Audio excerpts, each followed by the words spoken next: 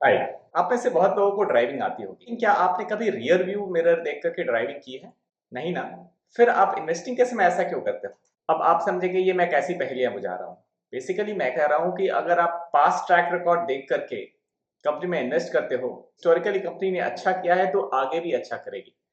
ये kind of एक blind investing है, ब्लाइंड फेथ इन्वेस्टिंग, और इसे ही रियर व्यू मिरर इन्वेस्टिंग भी कहते हैं। अगर आप पीछे देख करके ड्राइव करेंगे, भले ही आप कितने अच्छे ड्राइवर हो, कभी ना कभी आपका एक्सीडेंट जरूर होगा। वैसे ही the real danger of investing in through rear view mirror is capital loss.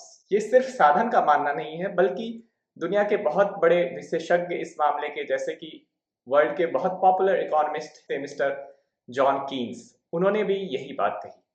और बेंजामिन ग्राहम, इन्वेस्टिंग का बाइबल कहा जाता है, द इंटेलिजेंट इन्वेस्टर, इस बुक को लिखा था। उनका भी यही मानना है। वॉरेन बफेट के गुरु हैं ये कहते हैं कि the ability to buy security successfully is the ability to look ahead carefully. Looking backward however carefully will not suffice and may do more harm than good. So इस पॉइंट को अब एक केस स्टडी से समझेंगे, और आज जो मैं केस स्टडी आपके सामने लाया हूं वो आपने ही मुझे सजेस्ट किया है, and that company is fine Organics industries limited. तो ये कंपनी बहुत ही फेमस कंपनी है क्योंकि इसमें एक बहुत ही फेमस इन्वेस्टर ने इन्वेस्ट किया है। आपने शायद उनका नाम गेस कर लिया होगा। I am talking about Mercelius investment manager, and the person in the picture is Saurabh Mukherjee. तो मेरे हिसाब से ये एक prominent rear view mirror investor है, क्योंकि इनका बेसिक क्राइटेरिया ये है कि अगर कंपनी ने पिछले 10 साल में अच्छा किया है तो गोइंग फॉरवर्ड भी ये 10 साल अच्छा करेगी। इस थेसिस पे वो उन्होंने बहुत अच्छी बुक्स भी लिखी हैं जो काफी पॉपुलर हैं, आप भी पढ़ सकते हैं। But right now we are going to test this hypothesis through सामने वाला शीशा, थ्रू द ड्राइविंग मिरर। यानी हम सामने देखेंगे कि आगे इनके जो ये इन्वेस्टमेंट जिन्होंने किया था, इस कंपनी में जो उन्होंने इन्वेस्टमेंट किया था, वो कैसा रहा, वेदर ये इन्वेस्टमेंट थीसिस जो उनकी थी वो सही थी या गलत थी, या हमें क्या ट्वीकिंग करनी चाहिए while investing to this company. सबसे इंपॉर्टेंट बात यह है कि कंपनी एक ओनरशिप इन बिजनेस होती है। तो इस कंपनी की बिजनेस एनालिसिस हम करेंगे अपने स्टाइल में, और मैं आपको बताऊंगा कि कंपनी के की रॉ मटेरियल्स क्या हैं, कंपनी के ग्रोथ ड्राइवर्स क्या हैं, और कंपनी के रास्ते में कौन सी बाधाएं हैं, शेयर प्राइस क्यों नहीं बढ़ रही है, और ये नीचे क्यों गिर रही है, ये भी आप जानेंगे। लास्ट में आई विल कंक्लूड कि साधन का इस पे क्या स्टैंड है, क्या मैंने इस कंपनी में इन्वेस्ट किया है या करूंगा, ये मैं बिल्कुल अंत में बताऊंगा। तो जरूर देखें इस वीडियो को अंत तक। साथ ही वीडियो कंटिन्यू करने से पहले आपसे रिक्वेस्ट है, प्लीज इस वीडियो को लाइक जरूर करें एंड शेयर करें, which will help me in beating the YouTube algorithm. सबसे पहले सौरभ मुखर्जिया की इन्वेस्टमेंट थीसिस से स्टार्ट करते हैं। तो इनका एक न्यूज़लेटर है जिसको मैंने सब्सक्राइब किया हुआ है, तो thanks to that I got this his investment thesis. अब वो शेयर क्यों करते हैं आई डोंट नो, जनरली लोग नहीं करते हैं, बिकॉज रिटेल इन्वेस्टर तो एनीवे उनके टारगेट नहीं है, but he shares it happily with retail investor. खैर, इसके बारे में फिर कभी बात करेंगे। So let's get straight to the point. According to him, Fine Organic is the largest manufacturer of oleochemical based niche additive in India. One of the largest manufacturer है in oleochemical. तो oleochemistry क्या होती है? तो oleochemicals are chemicals compound derived from natural fats and oils that can be used as raw material in various industries. और ये petrochemical से derived कुछ एडिटिव्स के सब्स्टिट्यूट होते हैं। तो बेसिकली ओलियोकेमिकल की तरफ प्रेफरेंस लोगों का बढ़ रहा है, that's why this sector becomes very attractive. Let's go back to the thesis. वहां पे ये बताते हैं कि ये one of the 5 largest global player in polymer additives हैं, साथ ही ये लीडिंग ग्लोबल प्लेयर हैं इन स्पेशलिटी फूड इमल्सिफायर्स। तो food and polymer is the bread and butter for this company. Now इनकी पोर्टफोलियो जो है इसमें 400 से ज्यादा प्रोडक्ट हैं, इंक्लूडिंग फूड एडिटिव। एडिटिव यानी कि किसी एंड प्रोडक्ट में ऐड होता है, ये जैसे ब्रेड अगर आप बना रहे हैं या केक बना रहे हैं तो उसमें एक छोटा सा एडिटिव माइक्रो मिलीग्राम्स में यूज होता है। 1 केजी केक बनाएंगे तो few grams of additive would be used, but उस केक को एक एक्सपीरियंस देने के लिए, यूजर एक्सपीरियंस देने के लिए इस एडिटिव का बहुत इंपॉर्टेंट रोल होता है। तो बहुत ही क्रिटिकल होता है फॉर सेलिंग द प्रोडक्ट। तो वो अगर एडिटिव्स ढंग से नहीं डाला किसी कंपनी ने तो उनके प्रोडक्ट नहीं बिकेंगे। तो इसीलिए बहुत क्रिटिकल होते हैं while in imparting the requisite properties to the product. So that is a unique selling point of this company कि critical component बनाती है for food and packaging industry. Then this company enjoys long-standing relationship with most of the clients, and that's how they have created a strong entry barrier for the competition. इस industry में अगर आप clients के requirement को जानते हैं, then you have an edge against your competitors. तो ये यहाँ पे एक मोट एंजॉय करती है ये कंपनी। साथ ही साथ आप ये भी देखें कि एक इन्वेस्टमेंट थीसिस कैसी होती है। पहले उन्होंने कंपनी की पोजीशनिंग बताई मार्केट में है क्या, कैसे हैं, इनकी बिजनेस में कैसी पोजीशनिंग है, इनके प्रोडक्ट की क्या यूएसपी है, and then now he is talking about कि जो मार्केट में एक शिफ्ट हो रहा है chemical based additive to oleochemical based additive. Oleochemical जो है ग्रीन एडिटिव होते हैं, क्योंकि ये वेजिटेबल ऑयल्स और फैट से निकाले जाते हैं, फैटी ऑयल से निकाले जाते हैं। तो vegetable oil is basically a green product against petrochemical additives. ये एक शिफ्ट ग्लोबली देखने को मिल रहा है। आप भी देख रहे होंगे कि people are preferring organic products against chemical product. तो है ये भी chemical, but it is more organic than typical chemicals. So वो एक shift है which will help this company grow. साथ ही value added product का mix, ये product mix change कर रहे हैं towards higher margin product, that and at the same time they are good at with their capital allocation. और numbers की बात करें तो their revenue has grown by 11% CAGR over last 7 years, but जो profitability है that has grown by 34% over last 7 years. So ये rear view मैं दिखला रहा हूँ आपको, इसके ऊपर ज्यादा आप फोकस ना करें, बट हाँ इनका ट्रैक रिकॉर्ड अच्छा रहा है और ROC जो है that has been 38%, which is commendable. तो इस कंपनी के पास वैरायटी ऑफ प्रोडक्ट्स हैं, 4 कैटेगरीज में कैटेगराइज कर सकते हैं। वन इज फूड एडिटिव्स, यानी कि ये फूड आइटम्स को डिजायर्ड एस्थेटिक स्ट्रक्चर देते हैं, साथ ही टेक्सचर भी देते हैं, और ये इनहेंस करते हैं shelf life of bakery products and keep them safer from spoiling or from becoming toxic due to unwanted growth of bacteria। और ये फूड बिजनेस से 30% ऑफ रेवेन्यू जनरेट करते हैं। उसके बाद जो सेगमेंट है दैट इज पॉलीमर। पॉलीमर का काम बेसिकली क्या होता है कि ये फ्रिक्शन को रिड्यूस करता है on the surface of certain plastic materials और पॉलीमर प्रोडक्ट्स। तो ये उनकी हैंडेबिलिटी को बढ़ाता है, इसलिए पैकेजिंग में यूज होता है। बहुत सारे प्लास्टिक मटेरियल होते हैं, उस पर स्टैटिक इलेक्ट्रिकल चार्ज जनरेट होता रहता है। तो बहुत बार आपको कोई चीज को छूने पे जो झटका लगता है वो स्टैटिक चार्ज के कारण होता है। तो इनका जो एडिटिव्स होता है वो अगर सरफेस पे अगर स्प्रेड आउट किया हुआ है तो आपको उस तरीके के चार्ज फील नहीं होते हैं। तो these are soft value add which they give to their end user customer, which is packaging here. तो पॉलीमर से they earn roughly 40% of their top line. Then there are specialty additives and cosmetic based additives. तो speciality additives होते हैं जो कि biscuits में या फिर चॉकलेट्स में मिक्स होते हैं, जो चॉकलेट्स का मेल्टिंग पॉइंट बढ़ा देते हैं और इस तरीके से वो चॉकलेट के टेस्ट और चॉकलेट के यूजर एक्सपीरियंस को इम्पैक्ट करते हैं। और सिमिलरली कॉस्मेटिक्स में भी केमिकल की जगह ओलियो केमिकल का यूज हो रहा है, तो इनके लिए एक रेडी मार्केट वहां पे डेवलप हो रहा है। तो इन्होंने अपने एनुअल रिपोर्ट में बताया है कि फूड में they provide longer shelf life and superior quality, and for example chocolate में वो they help with desire viscosity यानी वो टेम्परेचर पे उन्हें पिघलना है सो दैट कि फैट भी मिक्स ना हो जाए चॉकलेट के साथ, और बहुत सारी चीजें फाइनर नुआंसेस को वो सॉर्ट आउट करने में हेल्प करते हैं। देन पैकेजिंग में दे enhance the processability by reducing the surface friction as well as static charge. For this company to do well, food industry should do well. अभी रिसेंटली आजकल की ही न्यूज है कि गवर्नमेंट ने अनाउंस किया है 11,000 crore of production link incentive in food processing. That is a positive news, क्योंकि mister Piyush Goyal who is the minister for food and public distribution has said processed foods, mozzarella cheese, marine product and innovative organic products जैसे poultry product होते हैं, those things will be covered under the scheme. तो ready to cook and ready to eat जो product होते हैं उनके लिए this scheme would be a major thrust area, ताकि वो एक्सपोर्ट कर सके। तो एक्सपोर्ट ओरिएंटेड बिजनेस को और जो कि रेडी टू ईट प्रोडक्ट को जो वो एक तरीके का की हेल्प मिलेगी through this PLI scheme, subject to certain sales threshold and minimum level of investment. The company which is availing the PLI, they will gain 7 to 10% of additional revenue as a incentive from government of India. तो food industry पे government का भी focus है और company भी aligned है, so that is Bingo on the spot. So food sector I don't see any challenge out here for this company के बारे में ICICI सिक्योरिटीज ने एक बहुत पहले एक रिपोर्ट लिखी थी Feb 2019 में। वहां पे इन्होंने ये बताया था कि the company is very well diversified with 20 to 25% revenue coming from North and South America, 20 to 22% from Europe, Middle East and Africa contributes 30 to 40% and Asia at 20 to 25%.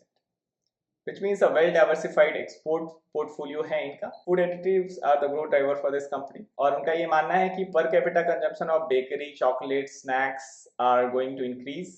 जैसा कि हम day to day देख रहे हैं, तो उस तरीके से फूड सेक्टर ग्रो करेगा और ready to eat food grow करेगा तो ये कंपनी के प्रोडक्ट यूज होंगे, तो वहाँ डिमांड में मुझे चैलेंज नहीं दिख रहा है. 2019 company was utilising 95% of their assets. तो उन्होंने कंपनी ने एक्सपैंड किया 2019 में ही उनका प्लांट ऑपरेशनल हो गया इन सितंबर somewhere.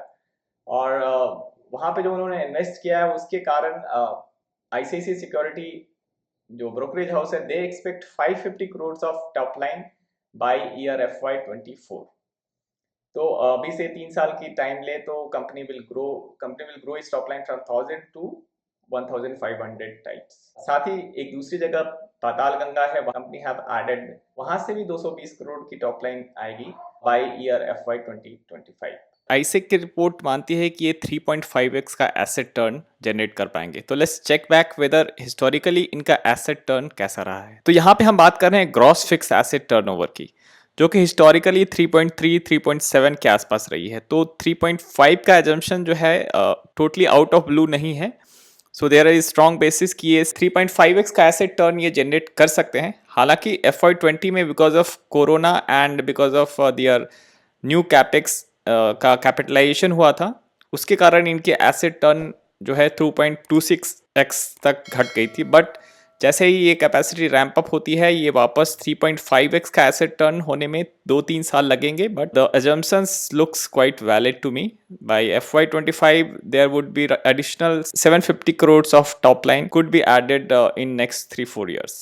So the company has incurred certain capex and now operating leverage will come into play. So that is a good place to be in.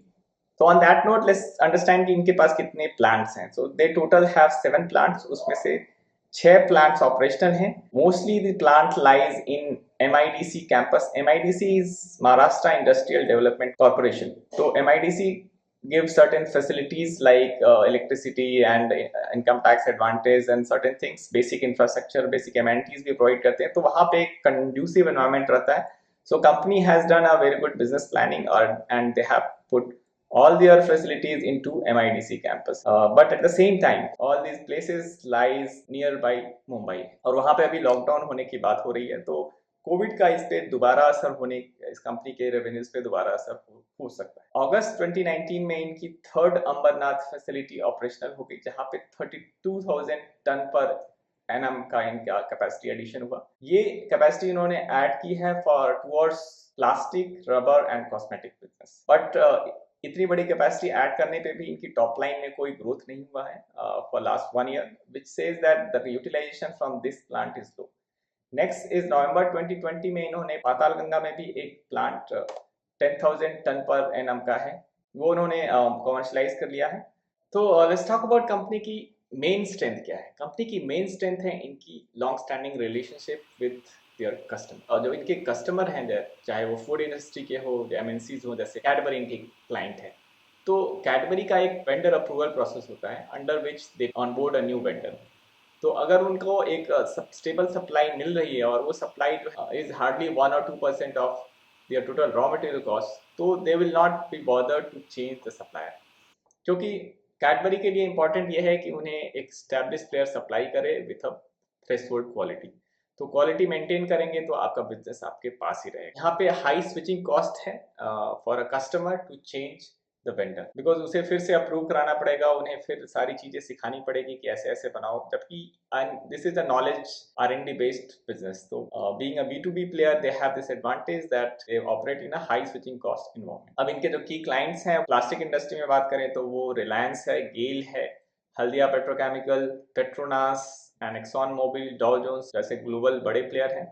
और अगर फूड इंडस्ट्री की बात करें तो Britannia, Parle, Cadbury, Coca Cola जैसी company इनसे additives buy करते. तो client profile is really good.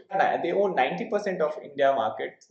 So that is also a good thing to know about this company. Now let's talk about weaknesses the company is going through, जिसके कारण company की stock नहीं perform कर रही. One reason is that non-compliance of certain pollution control norms. अभी 3 महीने पहले दिसंबर 23 को दे जो न्यूली ऑपरेशनल प्लांट अंबरनाथ में है, वहां पे महाराष्ट्र पोल्यूशन कंट्रोल बोर्ड ने उन पे प्लांट को बंद करने का आदेश दिया because they have not complied with pollution control norms related to air and water. हालांकि उन्होंने वो प्लांट फिर अलाउ कर दिया after 20 days after the corrective action, but this shows that these kind of risk keep coming since ये काफी regulated industry में है। यहाँ पे पोल्यूशन के नॉर्म्स काफी टाइट है इंडिया में भी, तो वहाँ पे इन पे एक प्रॉब्लम हो सकती है। इसके कारण कंपनी की स्टॉक पे एक नेगेटिव ड्रैग भी बना रहा है। Owning stock is owning a business, तो इस बिजनेस का सबसे इंपॉर्टेंट हिस्सा होता है डिमांड साइड में। यहाँ पे इस कंपनी को सपोर्टिंग टेलविंड्स हैं, बट रॉ मटेरियल साइड में the company is facing real trouble. और वो ट्रबल्स क्या है वो मैं आपको बताता हूँ। सबसे पहले एनुअल रिपोर्ट में इन्होंने दो चीजें हाईलाइट किया, वो ये है कि जो रॉ मटेरियल का 38%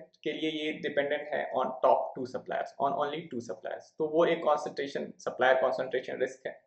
और ये फर्दर एलोबरेट करते हैं कि अगर कि ये जो सप्लाई अग्रीमेंट इंटर करते हैं with these suppliers, these are short term in nature like 6 months। अगर supplier choose not to deal with them, then it is very difficult for them to buy the same material from different supplier at the same cost. तो cost का risk रहेगा, raw material cost is slightly open, और इसका असर हमें इनकी margin पे भी देखने को मिल रहा है। पिछले साल में इनकी मार्जिन कम हुई है, इसके बारे में हम अभी और डिटेल में जानेंगे why margins has gone down, but this is one reason and this is one open risk which is a very serious risk। और साथ ही कंपनी की जो टोटल रॉ मटेरियल है उसका 30% है इंपोर्ट से आता है, तो वहां पे एक फॉरेन करेंसी का एंगल आ जाता है।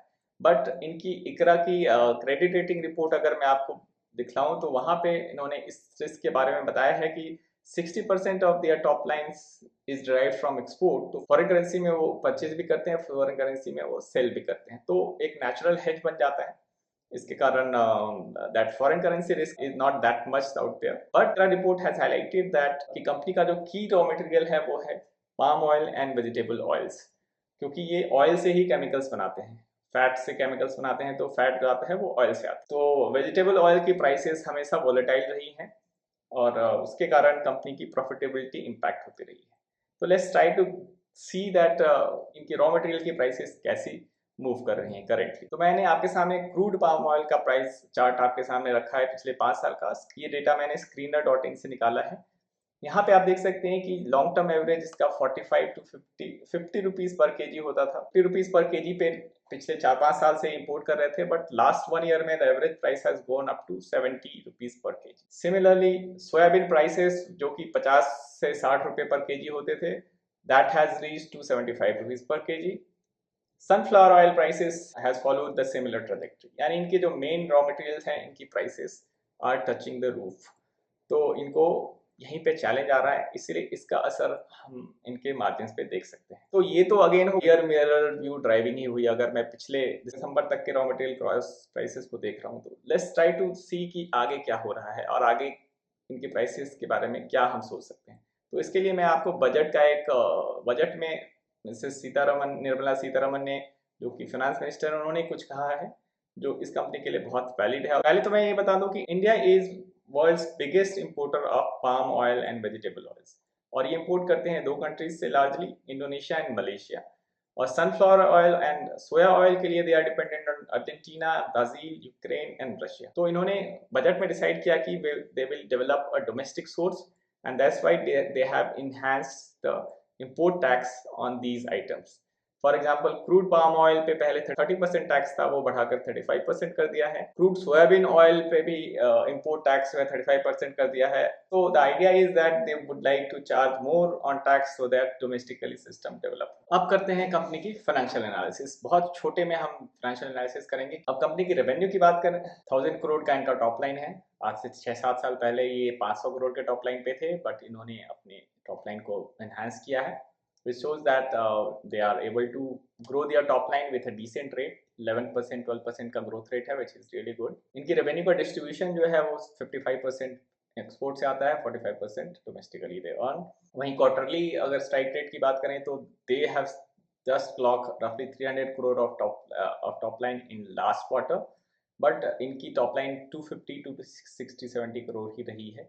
इवन दो इनका Ambernath facility got operational, but because वो पॉलीमर और प्लास्टिक प्रोडक्ट को कैटर कर रहा था, वहां से इन्हें टॉप लाइन ग्रोथ बहुत ही कम मिला है। अभी लास्ट क्वार्टर में ही they have got their this plant serving food industry operational, तो वहाँ से इन्हें टॉप लाइन ग्रोथ मिलती हुई दिख रही है।